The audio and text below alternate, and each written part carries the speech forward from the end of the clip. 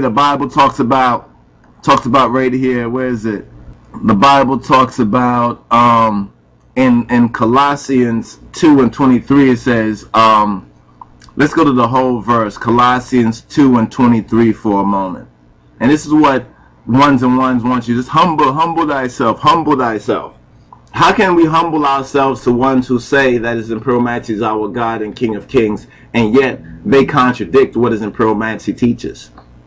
What His Imperial Majesty clearly, simply, you understand, reveals to us about keeping the 10 Commandments. His Imperial Majesty is the one who says that the Bible is our rallying point. His Imperial Majesty says that the Bible is our rallying point, not what this group say here, so-called mansion, or this house over here says, but it must all agree with what His Imperial Majesty teaches. Otherwise, there's problems. You understand? There's problems for those who are putting forward a false gospel or a false good news. And the word gospel and good news is used by His Imperial Majesty. So I don't know how come some so-called Rastas resist that unless they have been infected, you understand, and have become black devils themselves. You understand? That's why it says right here, it says, let no man beguile you. Don't let nobody beguile you in Colossians 2:18. Don't let no man fool you. You understand, of your reward. The reward that we have truly as Rastafari, not as abbreviation. You understand? Because if you only accept half the truth of His Imperial Majesty, you can only get half a reward at best, if that much. So let no man beguile you of your reward in a voluntary humility, a voluntary humble thy. Just humble thyself, humble. You understand what it means? Is they want to humiliate you. You understand? That's the strategy of the devils. They want to deceive you, and then after you deceive, they wash your their hands of you. You understand? They wash their hands of you, and you're left as a deceiver. You said, but you told me this, you know, and they tricked you basically. So let no man beguile you of your reward in a voluntary humility and worshiping of angels, intruding into those things which he hath not seen. Those things which he hath not seen, those things that he doesn't even know. Vainly, the word says, puffed up. And it's interesting because the word uses this word puffed up in a few cases, as it does, I think, in what is it Titus or is it Timothy, where it talks about a novice, one who is a just come, should not be a bishop or something like that, or should not have authority within the congregation or within the mansion or within the gathering. You understand? You know, puffed up. And the word puffed up actually does mean and refers to smoke.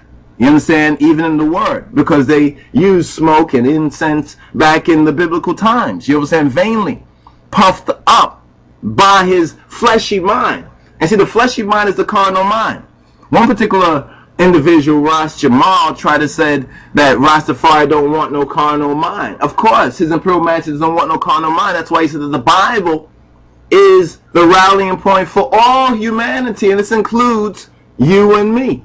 You understand? All the sons and daughters of men. You understand? All of humanity. But see, many are puffed up by their own fleshy mind, and then they'll go around saying that Rastafari don't want no carnal mind, while they're the very ones caught up in a carnal mind and don't even understand what carnal mind means. They'll go around boasting natural. I is natural, and don't recognize that the natural man does not perceive the things of God. You understand? He cannot perceive the iretical things, as you would say, or the spiritual things. Colossians 2:19 goes on to say, and not holding the head. They're not holding on to the ras. They're not holding on to the true head.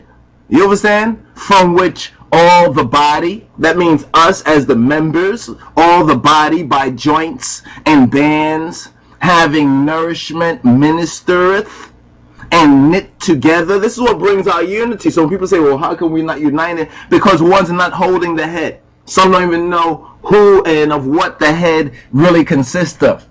You see? Knit together. We're knit together because of the head. And increaseth with the increase of God.